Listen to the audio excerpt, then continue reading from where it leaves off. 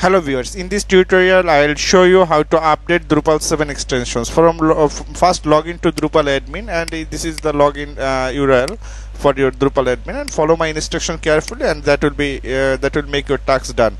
So first I have logged into my admin, and then I will go reports, and then I will just go for available updates.